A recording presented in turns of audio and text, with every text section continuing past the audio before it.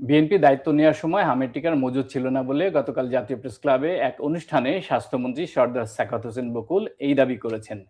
তিনি এও বলেছেন, দেশে হামে ও উপসর্গে শিশু মৃত্যুর ঘটনায় কোনো দায় আছে কিনা নির্দিষ্ট করে বললে সংশোধন করে নেবেন। তিনি বলেন, আমি জানি না আমার কোনো অবহেলা আছে কিনা। অন্যদিকে গত 16 মে এনসিপির আহ্বায়ক নাহিদ ইসলাম এক অনুষ্ঠানে অভিযোগ করে বলেছেন, সরকারকে ব্যর্থতার দায় নিতে হবে। সরকার হাম মোকাবেলায় ব্যর্থ হয়েছে। দ্রুত জরুরি অবস্থা ঘোষণা করে কয়েকটি হাসপাতালকে হামের চিকিৎসায় নির্দিষ্ট করতে হবে। এদিকে হাম ও হামের উপসর্গ নিয়ে দেশে আরো 11 শিশুর মৃত্যু হয়েছে। এ নিয়ে গত 15 মার্চ থেকে দেশে হাম ও হামের উপসর্গ নিয়ে মৃতের সংখ্যা দাঁড়িয়েছে 475 জনে। হামের শিশু মৃত্যু কোনোভাবেই কমছে না, বরং বাড়ছে। তাই প্রশ্ন উঠেছে, হামের শিশু মৃত্যুর দায় কার? আর এ নিয়েই আমাদের আজকের বার্তা কক্ষ।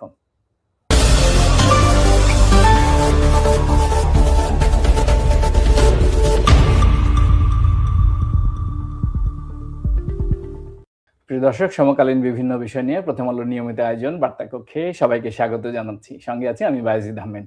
আজ আমাদের আলোচনার বিষয় হামের শিশু মৃত্যু দায় কার। আর এই বিষয়ে আলোচনার জন্য আমাদের স্টুডিওতে আমন্ত্রিত হয়ে এসেছেন বিশিষ্ট পার্লামেন্টেরিয়ান, স্বতন্ত্র সংসদ সদস্য, ত্রয়োদশ জাতীয় সংসদের জনপ্রিয় মুখ ব্যারিস্টার রুমিন ফারহানা।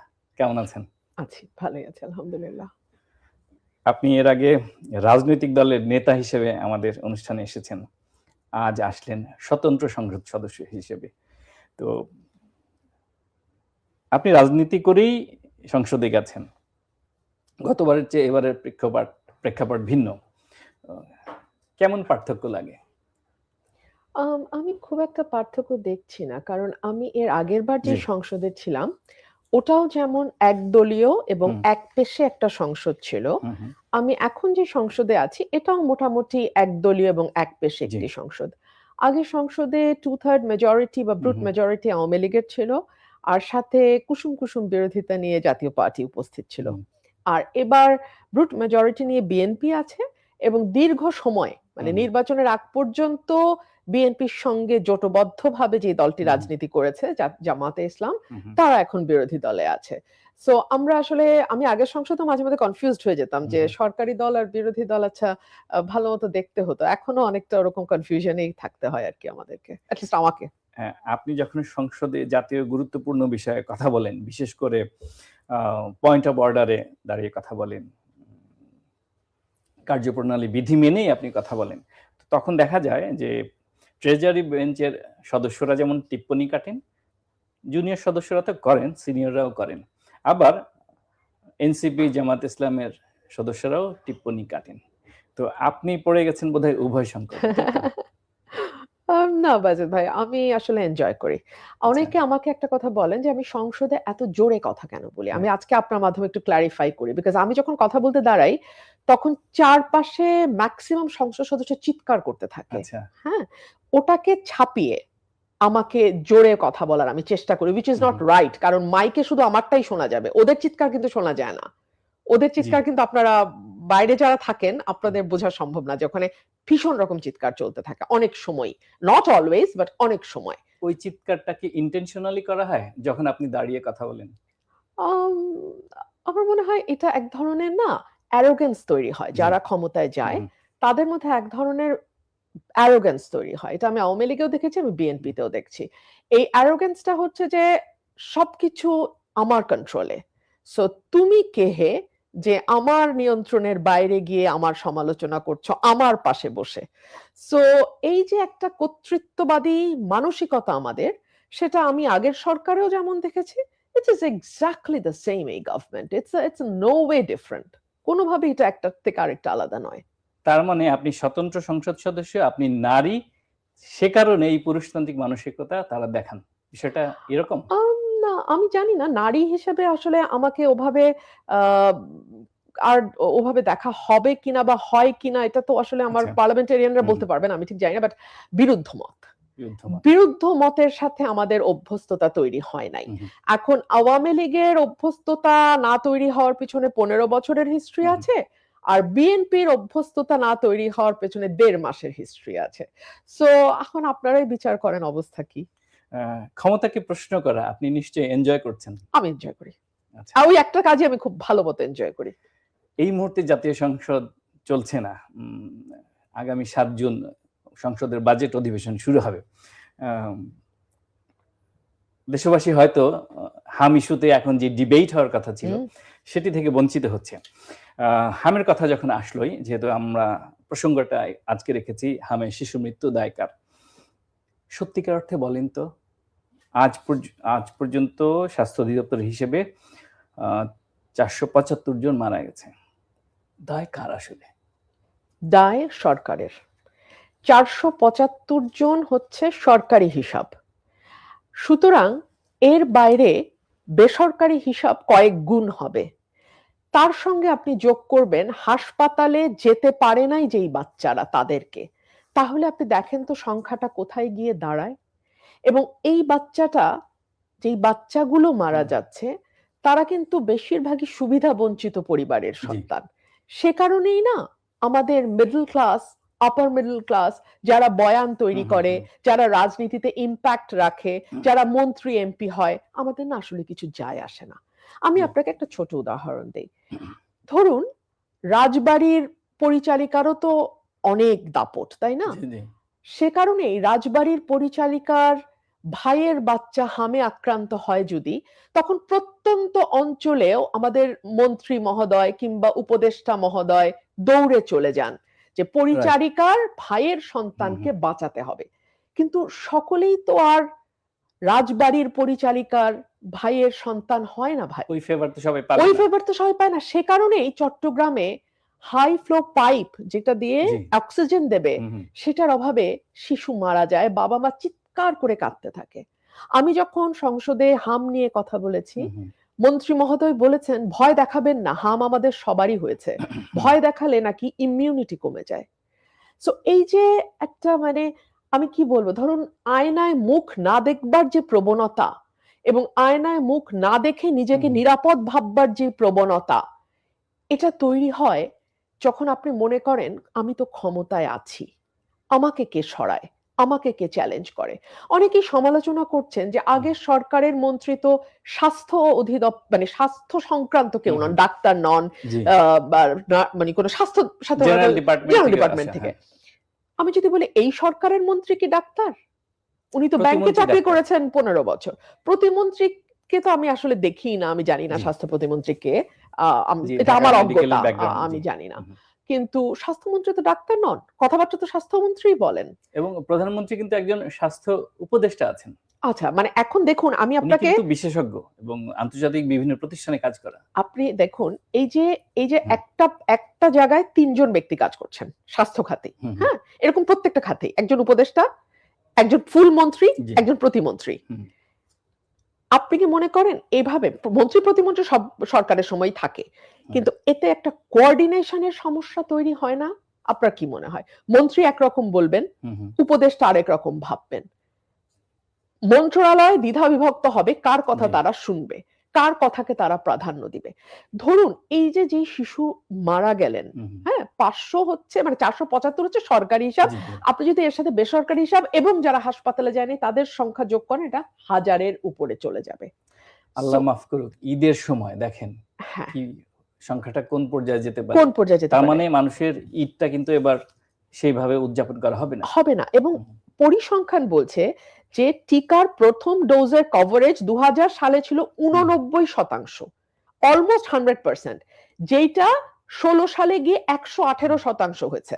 দ্বিতীয় ডোজ 12 সালে ছিল 22%, 24 সালে 121%। অর্থাৎ বাংলাদেশ কিন্তু টিকাতে দারুণ সাফল্য লাভ করেছিল। সেই বাংলাদেশ 2020 সালে প্রথম ডোজ দেয়া হয়নি, বাদ গেছে, 24 সালেও বাদ গেছে, এবং 24-এর পরে তো কোনো ক্যাম্পেইনই হয় নাই। এবং স্বাস্থ্য কর্মী যারা এলাকায় ঘুরে ঘুরে গিয়ে টিকা দান কর্মসূচিটাকে সফল করেন, তাদের বেতন হয় না 9 মাসের উপরে, এটা আমি সংসদে দাঁড়িয়ে বলেছিলাম। সো তারা কাজও করছে না। এই সকল কিছু মিলিয়ে আপনি আমাকে বলেন এই ব্যর্থতাই সরকারকে নিতে হবে না? আমি আপনাকে একটা উদাহরণ দেই। সরকারি হাসপাতালগুলোতে সরকারি ডাক্তার, নার্স সহ চিকিৎসা সামগ্রী, ওষুধ বিনামূল্যে পাওয়ার কথা, বেড অ্যাভেলেবল হওয়ার কথা। আমাদের কয়টা হাসপাতাল স্বয়ংসম্পূর্ণ? ইচ্ছা করে সরকারি হাসপাতালগুলোকে স্বয়ংসম্পূর্ণ করে না, কারণ তাহলে প্রাইভেট হাসপাতালের সঙ্গে তাদের যে অবৈধ চুক্তি, যে রুগী সেখানে ট্রান্সফার করা যাবে, পরীক্ষা নিরীক্ষা প্রাইভেটে হবে, এই কারণে দেখবেন সরকারি হাসপাতালের মেশিন সারা বছর নষ্ট থাকে যাতে প্রাইভেটে ট্রিটমেন্টটা করতে পারে। সো এই যে পুরো ব্যবস্থাপনাগত ত্রুটি, এবং এটাকে আপনি এড়াবেন কি করে? সরকার তো জরুরি অবস্থা জারি করতে পারতো। আজকে আপার মিডল ক্লাস বা আপার ক্লাসের মানুষজন গিয়ে বেসরকারি হাসপাতালে 5 লাখ 10 লাখ টাকা দিয়ে ট্রিটমেন্ট করতে পারে বলে আমরা কিন্তু ওই প্রান্তিক মায়ের কান্নাটা শুনতে পাই না বা শুনতে চাইও না। আমরা তার টিকাকে এনশিওর করতে পারি নাই, আমরা তার জন্য পুষ্টিকর খাদ্য এনশিওর করতে পারি নাই, আমরা তার মাকে ইমিউন করে ফেলেছি বিভিন্ন অসুখে, সো এখন আর মেডিসিনও কাজ করে না। সো যেগুলো একটা শিশু জন্মগতভাবে পাওয়ার কথা তার কোনোটা আমরা এনশিওর করতে পারি না। এমনকি আমরা তার চিকিৎসাটাকে এমন করে ফেলেছি যে সরকারি হাসপাতালে একটা দরিদ্র শিশুর চিকিৎসা হওয়ার কোনো উপায়ও রাখি নাই। তাহলে এই পুরো ব্যবস্থাপনাগত যেই ত্রুটি, এটার জবাবদিহি সরকারকে করতে হবে না? আমি সম্পূরক একটা বিষয় এখানে তুলছি। আপনি এরই মধ্যে দেখেছেন, আমি প্রোগ্রাম শুরুর আগে আপনাকে একটা ভিডিও দেখেছি, আমাদের প্রথম আলো ভিডিও বিভাগ এই রিপোর্টটি করেছে গতকালকে। আপনি জানেন একটি হৃদয় বিদারক ঘটনা ঘটেছে। 9 মাস বয়সী সুরাইয়া, সে মারা গেছেন। সুরাইয়ার বাবা চিটংয়ে সি বিচে ফটোগ্রাফার হিসেবে কাজ করতেন। তার শখের ক্যামেরাটা কিন্তু বিক্রি করে দিতে হয়েছে। এটা নিয়েও প্রথম আলো রিপোর্ট করেছে, মেয়ের চিকিৎসা খরচ জোগাতে। তো তিনি, এই বাচ্চাটা যখন চট্টগ্রাম মেডিকেল কলেজে ভর্তি ছিল, সেখানে 20 শয্যা ছিল শিশু আইসিইউ।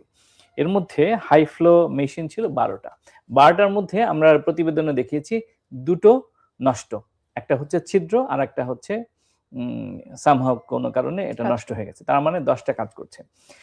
ওই বাচ্চাটার বাবাকে হসপিটাল কর্তৃপক্ষ বলছে যে আপনারা একটা পাইপ কিনে নিয়ে আসেন, বুঝছে, অক্সিজেনের যে পাইপটা, সেটা কিনে আনতে গিয়ে গলদঘর্ম হয়ে গেছে, টাকা জোগাড় করতে এদিক সেদিক দৌড়াদৌড়ি করতে হচ্ছে, এসে দেখে বাচ্চাটা মারা গেছে। কি যে হৃদয় বিদারক কান্না বোন, আপনি দেখলে মানে আপনার কষ্ট লাগবে, চোখ দিয়ে পানি চলে আসবে। এই কান্না তো আসলে ঘরে ঘরে, প্রতিটি হসপিটালে। এখন সরকার যেভাবে হাম প্রতিরোধে, আমরা বলবো না যে মৃত্যু ঠেকাতে, নিয়ন্ত্রণে রাখতে যেভাবে অ্যাক্টিভ হওয়া দরকার ছিল, জরুরি অবস্থা ঘোষণা করার দরকার ছিল, যেভাবে সমন্বয়ের ত্রুটি আমরা দেখছি সেটি করার, মানে এটি সারানোর যে বিষয় ছিল, সেটিকে অভাব দেখছেন পুরোপুরি। আপনি দেখেন উপজেলা লেভেলে যখন একটা বাচ্চা হাম শনাক্ত হচ্ছে, তার কোনো রেসপন্সিবিলিটি না নিয়ে দ্রুত তাকে জেলায় ট্রান্সফার করা হয়। জেলা থেকে অনেক সময় বলা হয় যে আমরা পারবো না, ঢাকায় নিয়ে যান। এই যে ঢাকামুখী ফ্লো, এবং হাম একটা ছোঁয়াচে অসুখ, হামের পরপর যেটা হয় নিউমোনিয়া, বেশিরভাগ বাচ্চাই নিউমোনিয়াতে মারা গেছে বিশেষ করে, হ্যাঁ। এবং নিউমোনিয়ার জন্য অক্সিজেন ইজ আ মাস্ট। অনেক বাচ্চা আছে জাস্ট কেবলমাত্র সময় মতো অক্সিজেনটা যদি পেত তাহলে কিন্তু বাচ্চাটা সার্ভাইভ করে যেত, কিন্তু সেইটুকু ন্যূনতম অক্সিজেনটা আমরা এনশিওর করতে পারি নাই। আমাদের উপজেলা পর্যায় পর্যন্ত তো অক্সিজেন একেবারে হাসপাতালে সরকারি যে স্বাস্থ্য কেন্দ্রগুলো আছে প্রত্যেকটাতে এনশিওর করার কথা। আমরা তো এটা করোনার সময়, আপনার মনে থাকবে করোনার সময় কিন্তু অক্সিজেন স্বল্পতা নিয়ে আমাদের মধ্যে ব্যাপক আলোচনা হয়েছে। তখনই কিন্তু আমরা একটা পদক্ষেপ নেওয়ার আলোচনা হয়েছে যে একেবারে উপজেলা লেভেল পর্যন্ত যেন অক্সিজেনটা ইনশিওর করা হয়। কিন্তু আপনি আজ এই রিপোর্টটা আজকে বলছেন চট্টগ্রাম মেডিকেল কলেজ, তার মানে ঢাকার পরেই কিন্তু চট্টগ্রাম বাণিজ্য রাজধানী। সেই বাণিজ্য রাজধানীতে 20টার মধ্যে 10টাই যদি নষ্ট থাকে তাহলে চিকিৎসাটা চলবে কি করে? এই যে ধরুন নষ্ট, 12টার মধ্যে 2টা নষ্ট, 12টার মধ্যে 2টা নষ্ট, থাকার কথা 20টা, আছে 12টা। তার মানে 20টার মধ্যে আছে 10টা, 50%। তো এই যে একটা অক্সিজেন এনশিওর করা, এটা তো কয়েকশো কোটি টাকার মামলা না, এটা তো কয়েক কোটি টাকার মামলাও না, এটা লক্ষ বা হাজার টাকা দিয়ে আপনি এনশিওর করতে পারেন। এখানে সদিচ্ছার ঘাটতিটা কেন? কারণ ওই যে আমি বললাম যে সরকারের যেই অলিগার্কি, তাদের যেই মানে সিস্টেম, সেখানে তারা চায় যে প্রাইভেট হসপিটালে রোগীটা চলে যাক, প্রাইভেট হসপিটালের সাথে তাদের একটা যোগসাজশ থাকে।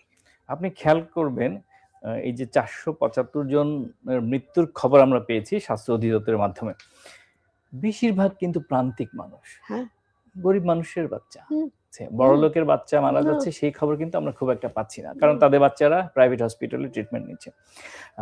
এনসিপির সব আহ্বায়ক নাহিদ ইসলাম এমপি তিনি অভিযোগ করেছেন যে কেন সরকার এটিকে জরুরি ঘোষণা করছে, দ্রুত জরুরি অবস্থা ঘোষণা করছে না হামিনের বিষয়টাকে। আপনার কি মনে হয় যে এটি ঘোষণা করা উচিত? নিশ্চিতভাবেই উচিত। এবং তার চেয়ে বড় কথা যে এই সরকার যদি মনে করে থাকে যে আগামী 6 মাস তাদের হানিমুন পিরিয়ড হবে, এটা কিন্তু ঠিক নয়। বিকজ মানুষ অলরেডি হাঁপিয়ে গেছে। দীর্ঘ 15 বছরের একটা মানে আগ্রাসী শাসন ব্যবস্থা, এরপরে 1.5 বছরের কমপ্লিট মিসম্যানেজমেন্ট। আমি অন্তর্বর্তীকালীন সরকারের কথা বলছি, একটা কমপ্লিট হ্যাফাজার্ড মিসম্যানেজমেন্টের মধ্যে 1.5 বছর পার করার পর যখন আরেকটা সরকার আসলো, এই সরকারটার কিন্তু হানিমুন পিরিয়ড বলে আর কিছু থাকে না। এই সরকারকে ডে 1 থেকেই অন টো থাকতে হবে, কারণ তাদের আসলে সময় নষ্ট করার মতো এক মুহূর্ত সময়ও নাই। দেখুন, এই সরকার আসার পর সরকার বলবে যে হামের টিকা তো আগের সরকার দিয়ে যায় নাই, কিন্তু এটা বলে আপনি কিন্তু 3 মাস পার হয়ে গেছে অলরেডি, আপনি কিন্তু পার পাবেন না। আপনি একটা অক্সিজেন কেন চট্টগ্রাম বিশ্ববিদ্যালয়ে আপনি এনশিওর করতে পারছেন না? কেন আপনার বাড়ির মানুষের পরিচারিকার ভাগনা অসুস্থ হলে তো আপনার উপদেষ্টা ছুটে গিয়ে তার সকল কিছু এনশিওর করতে পারেন। তার মানে চাইলে কিন্তু এনশিওর করা যায়। যেই শিশুটির প্রতি আপনি এনশিওর করতে চাচ্ছেন তাকে পাচ্ছেন, তাহলে বাকি শিশুগুলোর কোনো মূল্য আসলে আপনার কাছে নাই, সে কারণে আপনি পারেন না। আরেকটি হৃদয় বিদারক ঘটনা আপনি দেখেছেন আমাদের সংবাদের মাধ্যমে, হামে একটি বাচ্চা মারা গেছে। যেহেতু হাম ছোঁয়াচে রোগ, তো ওই শিশুটির, মৃত শিশুটির পরিবার, বিশেষ করে তার বাবা, বেসরকারি অ্যাম্বুলেন্স পাচ্ছিলেন না তার এলাকায় নিয়ে দাফন করার জন্য। তো তিনি চাচ্ছিলেন যে ওই হসপিটাল থেকে একটি সরকারি যদি অ্যাম্বুলেন্স দেওয়া হয় তাহলে সেটিতে করে নিয়ে যাবেন, কিন্তু এটি দেওয়ার সুযোগ ছিল না, দেওয়া হয় না, প্রচুর রোগীর থাকে, চাপ থাকে, আবার তারা তো দিন শেষে গরিব মানুষ, তাদের জন্য সুপারিশ করার কেউ থাকে না।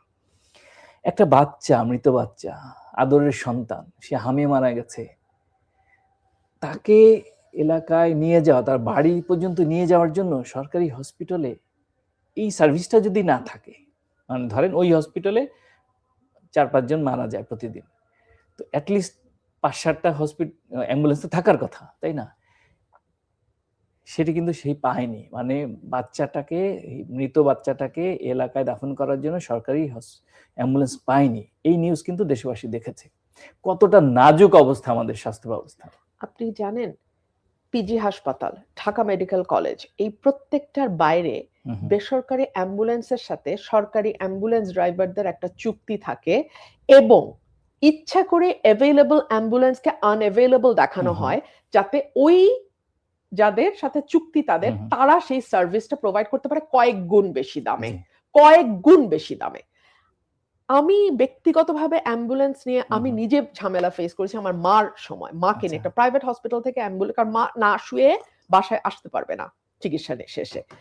ওই অ্যাম্বুলেন্সে, হসপিটাল আমাকে অ্যাম্বুলেন্স দিতে পারেনি, বাংলাদেশের 1 নম্বর প্রাইভেট হসপিটাল পারে নাই, না পারাতে আমাকে মানে ব্যক্তিগতভাবে অন্য অ্যাম্বুলেন্স জোগাড় করতে গিয়ে হেনস্থার শিকার হতে হয়েছে, কয়েক গুণ বেশি টাকা দিয়ে রিজার্ভ করতে হয়েছে, এগুলো আমাকে করতে হয়েছে। তো আপনি বলেন, আমি তো মনে করি আমি বাংলাদেশের অত্যন্ত প্রিভিলেজ মানুষদের একজন, অত্যন্ত সৌভাগ্যবানদের একজন। বাংলাদেশে মানে আমি খুবই সৌভাগ্যবানদের একজন। আমাকে যদি এতটা হেনস্থার শিকার হতে হয় বাংলাদেশের 1 নম্বর প্রাইভেট মেডিকেল হসপিটালে কয়েক লক্ষ টাকা বিল গোনার পরে, তাহলে আপনি বোঝেন ওই প্রান্তিক মানুষটার দশা কি হয়ে যায়।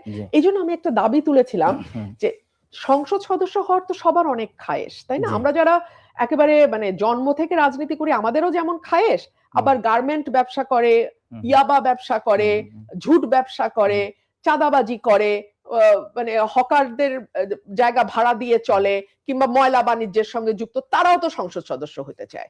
আমি বলছিলাম যে সংসদ সদস্য হলে যেমন বাংলাদেশের নাগরিক না হলে কিন্তু আপনি সংসদ হতে পারবেন না।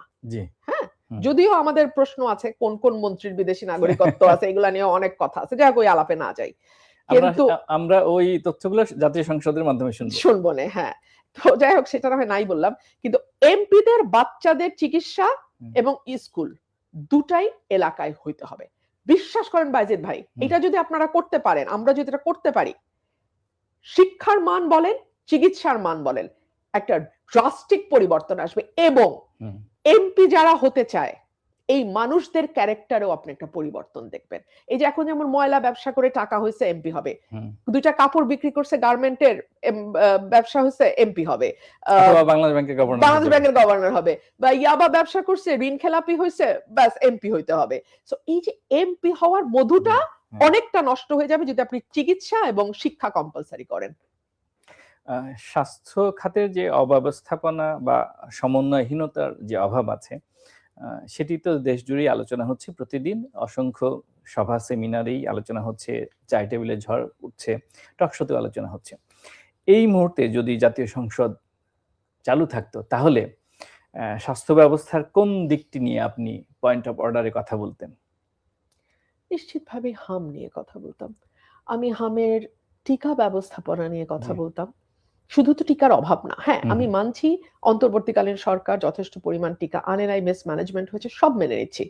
কিন্তু অক্সিজেন ফ্লো আপনি দিতে পারবেন না, আপনি একটা অ্যাম্বুলেন্স জোগাড় করতে পারবেন না। এটার জন্য তো ডেফিনেটলি যেই চিকিৎসা আপনি আপনার পরিবারের একজন সদস্যের জন্য করতে পারেন, সেটা কি আপনার দেশবাসী, আপনি তো শপথবদ্ধ হয়েছেন, তাই না? আপনার পুরো দেশের সকল শিশুদের দায়িত্ব আপনি নিয়েছেন, দেশের 18 কোটি মানুষের দায়িত্ব আপনি নিয়েছেন। সো তাদের ব্যাপারেও তো আপনার সেই জবাবদিহিতাটা দরকার হবে। সেটা নিয়ে আমি কথা বলতাম। এবং সার্বিকভাবে মানে স্বাস্থ্য খাতের তো বেহাল দশা। আপনি যদি চিকিৎসকের সাথে ডাক্তারের যে একটা মানে শতাংশের হিসাব, সেখানে দেখা যায় একজন ডাক্তারের এগেইনস্টে আমাদের রোগীর সংখ্যা ইন্টারন্যাশনাল স্ট্যান্ডার্ডের অনেক গুণ বেশি। একজন নার্সের এগেইনস্টে পেশেন্টের সংখ্যা অনেক গুণ বেশি। সো একটা ডাক্তার বা একজন নার্স যে রোগীকে প্রপার সেবা দেবেন, সেটাও তো সম্ভব না, কারণ তারা তো ওভারবার্ডেন্ড। ঢাকা মেডিকেল কলেজে একদিন যদি আপনি যান, আপনার কাছে মনে হবে যে মানে আমি গেছি জাস্ট দেখার জন্য যে কি অবস্থা। ওখানে সুস্থ মানুষ গিয়ে বাইরে বের হয়ে অসুস্থ হয়ে যাওয়ার কথা। এখানে ঘন্টার পর ঘন্টা আমাদের ডাক্তাররা সেবা দেন, ঘন্টার পর ঘন্টা আমাদের নার্সরা সেবা দেন, দিন রাত এক করে সেবা দেন। এই যে ঈদ আসছে, দেখা যাবে যে অনেক ডাক্তার হয়তো ছুটিতে চলে গেছেন, সংখ্যালঘু সম্প্রদায় বা অন্য ধর্মের যারা আছেন, তারা উদয় অস্ত পরিশ্রম করবে। কারণ আমি হাসপাতালে মাসের পর মাস আমার বাবাকে নিয়ে থেকেছি, আমার মাকে নিয়ে থেকেছি, আমি জানি যে পূজার সময়, ঈদের সময় কি অবস্থা হয়, বিশেষ করে ঈদের সময়, কারণ ম্যাক্সিমাম ডাক্তার ছুটিতে চলে যায়, নার্স ছুটিতে চলে যায়, অল্প যে কজন থাকে তাদের উপর চাপ পড়ে। সো আমরা যথেষ্ট সংখ্যক ডাক্তার, নার্স, টেকনিশিয়ান আমরা তৈরি করতে পারি নাই। এটা তো আমাদের ফেইলিওর। হাম মোকাবেলায় স্বাস্থ্য অধিদপ্তর একটা তড়িৎ ব্যবস্থা নিয়েছে। তারা বলেছে যে একজন ডক্টরকে সরকারি হসপিটালের প্রতিদিন 2 বার করে সকাল বিকাল রাউন্ড দিতে হবে এবং আলাদা করে হামের জন্য ওয়ার্ড থাকতে হবে। হামের যখন এই এত ক্রাইসিস, আমরা শিশু মৃত্যু ঠেকাতে পারছি না, তখন স্বাস্থ্য ব্যবস্থার বেহাল দশা নিয়ে আলোচনা হচ্ছে। বলা হচ্ছে যে আমলাতান্ত্রিক মানসিকতায় দায়ী। এক হচ্ছে যে শেখ হাসিনার একদম শেষের দিকের সময়, অন্তর্বর্তী সরকারের সময় বিদেশ থেকে হামের টিকা আনা না নেওয়ার ব্যাপারে সিদ্ধান্ত নেয়া, এবং সবশেষ গত 2 মাসের যে আমরা স্বাস্থ্য খাতের যে ব্যবস্থাপনা দেখলাম। তো সেই ক্ষেত্রে বলা হচ্ছে যে আমলাতান্ত্রিক জটিলতার কারণেই স্বাস্থ্য খাতের বেহাল দশা। আপনি কি মনে করেন সংসদ সদস্য হিসেবে? আমি আপনাকে বলি, আমলাতান্ত্রিক জটিলতা হচ্ছে সবচেয়ে সহজ অজুহাত। আমলারা তখনই ওভারপাওয়ার্ড হয় যখন একজন মন্ত্রী ইনকম্পিটেন্ট হয়। আচ্ছা। মন্ত্রীরা যদি যথেষ্ট কম্পিটেন্ট থাকেন, আমাদের এক সময়কার মন্ত্রীরা তো কম্পিটেন্ট ছিলেন, হ্যাঁ, সো যত দিন গেছে অবস্থা তত খারাপের দিকে গেছে। যখন মন্ত্রী তার ডিপার্টমেন্টটা ভালো মতন বোঝেন, তখন কিন্তু আমলাদের পক্ষে আর 9-6 বোঝানো সম্ভব হয় না। তবে হ্যাঁ, আমলাদের এক ধরনের অ্যারোগেন্স সবসময় থাকে। তারা বলেন মন্ত্রী আসে মন্ত্রী যায়, আমরা তো পরিবর্তন হই না, আমরা হচ্ছে স্টেট মেশিনারি, আমরা রাষ্ট্র পরিচালনা করি, সবই সত্য। কিন্তু তারপরেও যদি আমরা সেরকম মন্ত্রী পাই যিনি তার ডিপার্টমেন্টটা অন্তত ভালো মতন বোঝেন, তাহলে কিন্তু আমলাতান্ত্রিক জটিলতা অনেকটাই কেটে যাওয়া কথা। আর হ্যাঁ, একটা সরকারের পর আরেকটা সরকারে যে ট্রানজিশনাল পিরিয়ড একটা আছে, এবং সেটার পর অনেক সময় বলা হয় যে এই সময়কার যারা বিভিন্ন পদে আছেন, যুগ্ম সচিব, সচিব পর্যায়ে যারা আছেন তারা সকলেই আওয়ামী সময়ে অ্যাপয়েন্টেড এবং সেই মাইন্ডেড। কিন্তু আমি কিন্তু ব্যক্তিগতভাবে কাজ করতে গিয়ে বুঝেছি যে ব্যুরোক্রেসির কোনো দল থাকে না। ব্যুরোক্রেসির কোনো দল থাকে না। ব্যুরোক্রেসি মানে সরকারি দল। ব্যুরোক্রেসি যেই দিন সরকার পাল্টায় যাবে ওই আগের রাত থেকেই ব্যুরোক্রেসি পাল্টা যাবে। হয়তো সকালবেলা সরকার পাল্টাবে, তো আগের রাতেই দেখবেন ব্যুরোক্রেসি বুঝে গেছে কারা আসতেছে, রং পাল্টিয়ে ফেলে, একদম সেকেন্ডে পাল্টায় ফেলে। তো ব্যুরোক্রেসির কোনো দল থাকে না। কেউ যদি বলে যে আওয়ামী লীগ আমলের সচিবরা আমাদের সাহায্য করছে না, তাহলে আমি বলবো যে আপনারা যেহেতু ইনকম্পিটেন্ট, ওরা আপনাদের সেই ইনকম্পিটেন্সের সুযোগটা নিচ্ছে। আপনারা ধরতে পারছেন না যে কোন জায়গায় তারা আসলে আপনাদের অসহযোগিতা করছে। আমলাদের নানান ধরনের ইন্টারন্যাশনাল ট্রেনিং এর জন্য বিদেশে পাঠানো হয়, তাদেরকে আরো বেশি প্রশিক্ষিত করার জন্য, স্কিল বাড়ানোর জন্য। চট্টগ্রাম মেডিকেল কলেজের মতো একটি প্রাচীন ঐতিহ্যবাহী হসপিটালে শিশু মৃত্যুর ঘটনা ঘটে শুধুমাত্র অক্সিজেনের পাইপ না থাকার কারণে। এটি আমাদের মেনে নিতে হয়। কত দুর্ভাগা জাতি আমরা। মানে দেখুন, এই যে আমরা যে একটু আগেই বলছিলাম যে মন্ত্রীরা বলেন বা সরকার বলে আমলাতান্ত্রিক জটিলতার কারণে, এই যে অক্সিজেনের পাইপটা নাই, এটা কি আমলাতান্ত্রিক জটিলতা? এই যে 20টার মধ্যে 10টাই খারাপ, এটা কি আমলাতান্ত্রিক জটিলতা? এই যে অ্যাম্বুলেন্স গুলো একটার পর একটা রিপোর্ট এসছে বাইজিদ ভাই, এবং এটা ওভার দি পিরিয়ড অনেক বছর ধরে রিপোর্ট গুলো হচ্ছে যে অ্যাম্বুলেন্স নিয়ে একটা সিন্ডিকেট বাইরে কাজ করে, এটা ভাঙা কি আমলাতান্ত্রিক জটিলতা? এই যে সরকারি মেশিন গুলো কাজ করে না, টেস্টের মেশিন গুলো কাজ করে না, কারণ তারা মনে করে তারা প্রাইভেট হাসপাতালে পরীক্ষা করালে ওই চুক্তিটা তাদের মধ্যে থাকে, এটা কি আমলাতান্ত্রিক জটিলতা? বাংলাদেশের ডাক্তার ইস টু নার্সের যে অনুপাত, ডাক্তার ইস টু পেশেন্টের যে অনুপাত, নার্স ইস টু পেশেন্টের, এইটা যে এত ওভারবার্ডেন আমাদের স্বাস্থ্য খাত, এটা কি নতুন? স্বাস্থ্য খাতের কেনাকাটা নিয়ে দুর্নীতির খবর আমরা একটার পর একটা নিউজে দেখেছি। শেখ হাসিনার আমলে মিঠু সিন্ডিকেট, অমুক সিন্ডিকেট, হসপিটালের যে পর্দা 200 টাকার পর্দা 2 লাখ টাকার উপরে, 2 লাখ টাকার উপরে, এগুলো তো আমরা দেখেছি। তো এগুলো থেকে আমরা সবসময়, আপনি খেয়াল করবেন, এই যে বাজেট আসতেছে, এখানে আপনি দেখবেন অবকাঠামো উন্নয়নে বাজেট বরাদ্দে যতটা আগ্রহ দেখা যায়, স্বাস্থ্য খাতে বরাদ্দ ততটা, শিক্ষা খাতে, স্বাস্থ্য খাতে, জুডিশিয়ারিতে বরাদ্দ কিন্তু হয় না, কারণ ওখানে তো আপনার দুর্নীতি করার সুযোগটা কম। কিন্তু জানেন আমাদের প্রতিরক্ষা খাতে কিন্তু সবচেয়ে বেশি বরাদ্দ থাকে, সেটা কিন্তু আমরা বলি না। তো এখানে দুর্নীতি সবচেয়ে বেশি হয় ওই আপনার কেনাকাটায়, সেগুলোতে বরাদ্দ থাকে বেশি। আমরা একদম শেষের দিকে চলে এসেছি। আসলে ওয়ে আউটটা জানা দরকার। অনেক কথাই হচ্ছে, প্রতিদিন অসংখ্য গণমাধ্যমে এই আলাপই হচ্ছে যে এই হামে শিশু মৃত্যু, আসলে যেই সন্তান মারা যায় তার বাবা মার কষ্ট ছাড়া আপনার আমার পক্ষে বোঝা সম্ভব না।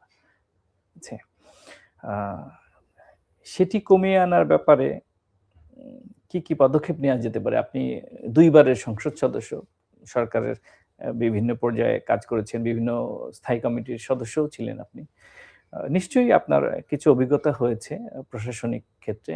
আপনার পরামর্শ কি যে কিভাবে এটাই কমিয়ে আনা যায়? নরমালি আমাদের জিডিপির যেটা আন্তর্জাতিক নিয়ম, জিডিপির অ্যাটলিস্ট 5% স্বাস্থ্য খাতে বরাদ্দ দিতে হয়। আমাদের বরাদ্দ 1% এর কম। আচ্ছা, 1% এর কম। দীর্ঘ সময় ধরে আমি বলে এসেছি, সংসদে যখনই বাজেট দিয়েছে আমি বলেছি স্বাস্থ্য এবং শিক্ষায় বরাদ্দ বাড়াও। তারা বড় মেগা প্রকল্পে আগের সরকার বিশেষ করে যেভাবে ইন্টারেস্টেড ছিল, কল্যাণমূলক বা ওয়েলফেয়ার খাতগুলোতে ইন্টারেস্ট কম ছিল। আচ্ছা, এক হলো সেখানে বরাদ্দ বাড়ানো, 2 হলো আমাদের জেলা উপজেলা ইউনিয়ন পর্যায়ে যাতে এই ধরনের অসুখগুলো, এটা তো কোনো ক্যান্সার না, এটা তো কোনো হার্ট ডিজিজ না, এটা তো শিশুদের একটি অসুখ যেটা আপনার আমার সবারই মোটামুটি ছোটবেলা হয়েছে। এই বেসিক স্বাস্থ্য সেবাটা যাতে এলাকায় ভিত্তিক মানুষ নিতে পারে, প্রান্তিক মানুষগুলো যাতে উপজেলা পর্যায়ে নিতে পারে, সেই ব্যবস্থা সরকারকে এনশিওর করতে হবে। 3 হচ্ছে আমাদের স্বাস্থ্য খাতে আউট অফ পকেট এক্সপেন্ডিচার অনেক বেশি। আমাদের প্রায় 70% আমাদের নিজেদের পকেট থেকে দিতে হয়, সরকার দেয় মাত্র 30%। এই পার্সেন্টেজটা বাড়াতে হবে সরকারের তরফে, যাতে আমাদের নিজেদের পকেট থেকে খরচ কম হয়। প্রতি বছর 77 লক্ষ মানুষ দারিদ্র সীমার নিচে যায় কেবলমাত্র স্বাস্থ্য ব্যয় মেটাতে গিয়ে। কিছুদিন আগে আমি দেখছিলাম একজন ইনফ্লুয়েন্সিয়াল ব্যক্তি বলছেন যে আপনি অন্তত 2 কোটি টাকা বাজেট রাখবেন স্বাস্থ্যের জন্য, মানে ওটা আলাদা সেভিং হিসেবে রাখবেন। 2 কোটি টাকা কয়জন মানুষ বানান করতে পারে আপনি আমাকে বলেন? এই দেশটাকে তো আমরা কিছু লুটেরা ব্যবসায়ীদের দেশ করে ফেলছি। গার্মেন্ট ব্যবসায়ী, ইয়াবা ব্যবসায়ী, ঝুট ব্যবসায়ী, ময়লা ব্যবসায়ী, এদের হাতে, এরাই যেন বাংলাদেশ। এরা তো বাংলাদেশ না ভাই। এর বাইরেও 90% মানুষ আছে। সো ওদের কথাও একটু ভাবার সময় এসছে। আপা, হামে এখন সবাই সতর্ক, কিন্তু এই প্রথম কাজটি করেছিল দৈনিক প্রথম আলো। যখন দেশের উত্তরাঞ্চলে বিশেষ করে রাজশাহীতে শিশু মৃত্যুর সংখ্যা বাড়ছিল, তখন আমরা কিন্তু রিপোর্ট করেছি। ওই সময় আপনার খেয়াল আছে, রাজশাহী মেডিকেল কলেজ হাসপাতালের পরিচালক তিনি আইসিইউ যে ক্রাইসিস সেটা অস্বীকার করছিলেন। একটা পর্যায়ে ঢাকাতে আমরা স্বাস্থ্যমন্ত্রীর একটা কনসার্ন দেখতে পেরেছিলাম, এবং ওই সময় সরকার বেশ কয়েকটি আইসিইউ প্রাইভেট থেকে তারা সংগ্রহ করে ওই রাজশাহী মেডিকেল হসপিটালে দেয়। এরপরে আমরা টানা রিপোর্ট করতে থাকি প্রথম আলো, দেশবাসী সতর্ক হতে থাকে, সচেতন হতে থাকে, জানতে পারে। তার আগেও কিন্তু মারা গেছে। তার মানে এই যে প্রতিদিন স্বাস্থ্য অধিদপ্তরের যে নিউজ লেটারের মাধ্যমে আমরা যেটা জানি সরকারি হিসেব, সেই হিসেবের বাইরে কিন্তু অনেক মানুষ মারা যাচ্ছে, প্রান্তিক এরিয়ার মানুষ। 61 জেলার তথ্য আমরা পাই হামে আক্রান্ত। যারা এই তালিকার বাইরে আছেন, সেই তথ্য কে ঠিক করবেন? সেই ডাটাবেসটা কারা নির্ধারণ করবে? এটি নিয়েও নানান প্রশ্ন আছে। সবশেষ আমরা বলছি যে তাহলে করণীয় কি? আমি যেটা বললাম যে বরাদ্দ বাড়াতে হবে স্বাস্থ্য খাতে, আউট অফ পকেট এক্সপেন্ডিচার নিচে মানে কমাতে হবে, এবং আমাদের উপজেলা লেভেলে একটা মিনিমাম স্বাস্থ্যসেবা নিশ্চিত করার দায়িত্ব সরকারের। এবং এর মধ্যে আপনি বলেন যে আমাদের বেসিক কিছু ওষুধ, অক্সিজেন, আমাদের বেসিক কিছু পরীক্ষা নিরীক্ষা, এটার জন্য আমাকে আইসিইউটা হয়তো উপজেলায় না পারুক, জেলাতে, হ্যাঁ কিছু জিনিস আছে, ঠিক আছে জেলাতে করলো, এইটুকু যদি এনশিওর করতে পারে। আর সবচেয়ে বড় কথা, সরকারের সদিচ্ছা আছে কিনা। সরকারের সদিচ্ছা যদি না থাকে, it will be the same old story. এটার কোনো মানে ব্যত্যয় হবে না, সদিচ্ছা থাকতে হবে সরকারের। হাম বিষয়ে সরকার যেভাবে চাপ সহ্য করছে বিভিন্ন মাধ্যম থেকে, অনেস্টলি যদি বলেন, বিরোধী দলের কাছ থেকে কি সেই ধরনের চাপ সহ্য করছে? না, না আমি দেখিনি। ধরুন আমি আপনাকে বলি, সংসদে কয়েকটা বিষয়, হাম নিয়ে একটা আলোচনা করলাম, ফুয়েল নিয়ে আপনারা তো প্রতিদিন রিপোর্ট করেছেন, গণমাধ্যম যেভাবে রিপোর্ট করেছে, আমি তো সংসদে সেভাবে আলোচনা শুনি নাই। এবং দ্য মোস্ট ভাইটাল কোয়েশ্চেন, যেদিন আপনি ফুয়েলের দাম বাড়ালেন তার পরদিন থেকে লাইন উধাও হয়ে গেল। সমস্যাটা যদি সাপ্লাইয়ে হয়, তাই না, সমস্যাটা যদি সাপ্লাইয়ে হয় আর সমস্যাটা যদি প্যানিক বাইং হয়, তাহলে দাম বাড়ানোর সাথে সাথে কি করে সাপ্লাই চেইন কাজ করা শুরু করলো, এই প্রশ্নটা তো তুলতে হবে। ট্রেড এগ্রিমেন্ট, আমি ছাড়া সংসদে আর একজন পেলাম না যাকে নিয়ে আমি ট্রেড এগ্রিমেন্ট নিয়ে আলোচনা করতে পারি। চুক্তি নিয়ে আলোচনা হলো না সংসদে, কম হয়েছে, হলো না। তো এই যে এই ব্যর্থতার দায় তো এই কারেন্ট পার্লামেন্টকে নিতে হবে। আচ্ছা, হবে না? জি জি। এবং আপনি দেখেন দ্রব্যমূল্য 70-80 টাকার নিচে কোনো সবজি নাই। আপা, আপনি তো 70-80 কথা বলেন, আমি তো প্রতিদিন বাজারে যাই, পেঁয়াজ এবং আলুটা 50 টাকার মধ্যে আছে, এর বাইরে অলমোস্ট প্রত্যেকটা সবজি 100 টাকার উপরে। মানে আপনি কি বলবো, গত বছর যে পরিমাণ টাকা নিত্য প্রয়োজনীয় জিনিসের পেছনে খরচ করেছেন, আপনি তার দ্বিগুণের বেশি খরচ করেও এই বছর এটা সামলাতে পারবেন না। বাই ডিফল্ট একটা ভঙ্গুর অর্থনীতি এই সরকার পেয়েছে, এটা আমরা মেনে নিচ্ছি, কিন্তু বাজার মনিটরিং এর তো একটা ব্যবস্থা আছে, সেটা তো আমরা দেখছি। আমাদের বাণিজ্য মন্ত্রী কি করেন? এবং আপনি দেখেন গ্রামে, আমি তো সপ্তাহে 3 দিন এলাকায় থাকি, 12 থেকে 14 ঘন্টা কারেন্ট থাকে না। 12 থেকে 14 ঘন্টা কারেন্ট থাকে না। ব্রাহ্মণবাড়িয়া আমার গ্যাসের শহর, এই ব্রাহ্মণবাড়িয়া মানুষ গ্যাস পায় না, 1900 টাকার এলপিজি তারা কিনে গিয়ে 2200-2300 টাকা করে। চারদিক থেকে কিন্তু মানুষ প্রেসারে আছে। আপনি হলুদ, লাল, সবুজ, নীল অনেক কার্ড দেখাচ্ছেন বটে, মানুষ কিন্তু এটাকে ভালোভাবে নিচ্ছে না। মানুষ, আমি জানি না ক্ষমতা, আমি দেখি প্রধানমন্ত্রী সারাক্ষণ মানে সংসদে বসে বসে পেপার পড়তে থাকেন, কিন্তু মানুষের পালস কিন্তু মানুষের চোখে বোঝা যায়। আমার মনে হয় মানুষের চোখের দিকে এই সরকারের তাকানোর সময় এসছে। আগের সরকার তো 15 বছর পার করতে পেরেছিল।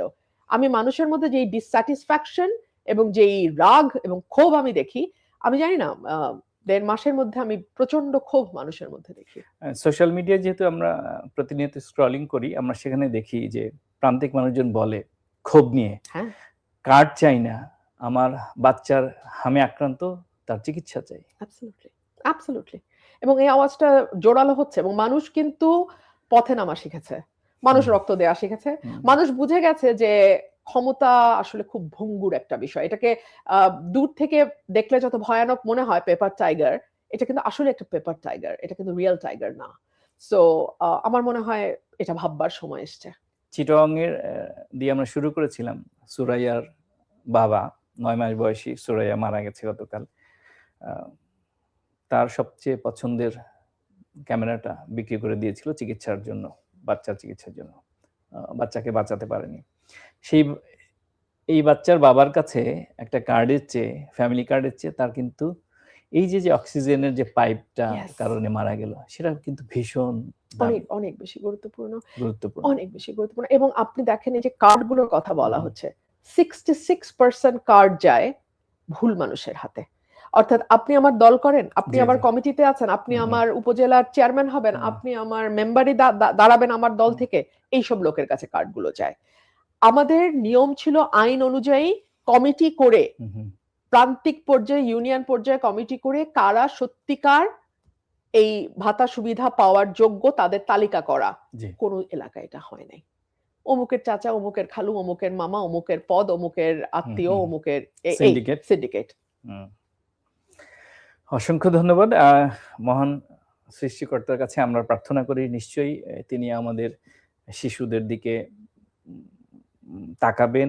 আমাদের শিশুদেরকে শিশুরা যাতে দ্রুত সুস্থ হয়ে ওঠে, আমরা হাম থেকে যেন রক্ষা পাই, সেই প্রার্থনাই নিশ্চয়ই আমাদের থাকবে। অসংখ্য ধন্যবাদ আপা। আমাদেরকে অনেকদিন পরে আপনি এসেছেন, চমৎকার বলেছেন। আশা করব যে ৭ জুন থেকে যে জাতীয় সংসদের বাজেট অধিবেশন শুরু হবে, সেই অধিবেশনে আপনি মানুষের কল্যাণের পক্ষে কথা বলবেন, প্রান্তিক মানুষের পক্ষে কথা বলবেন এবং আশা করব ওই সময় স্বাস্থ্য ব্যবস্থার আ আ যে অচলায়তন, অব্যবস্থা সেটি নিয়েও আপনি সোচ্চার থাকবেন। নিশ্চয়ই। অসংখ্য কৃতজ্ঞতা। ধন্যবাদ। প্রিয় দর্শক, কথা বলছিলাম বিশিষ্ট পার্লামেন্টেরিয়ান এবং স্বতন্ত্র সংসদ সদস্য ব্যারিস্টার রুমিন ফারহানার সঙ্গে। আজ আমরা আলাপ করছিলাম হামে শিশু মৃত্যুর দায় কার। বার্তাকক্ষ আজ এ পর্যন্তই। অনুষ্ঠানটি যারা দেখতে পাননি তারা দেখতে পাবেন প্রথম আলোর ফেসবুক পেজ, ইউটিউব চ্যানেল এবং online.com এ। আজ যারা সঙ্গে ছিলেন তাদের প্রতি ভীষণ কৃতজ্ঞতা। আগামীকাল অন্য কোনো বিষয়ে অন্য কোনো অতিথিকে নিয়ে হাজির হব। ততক্ষণ সবাই ভালো থাকুন, নিরাপদে থাকুন। সবার জন্য শুভকামনা।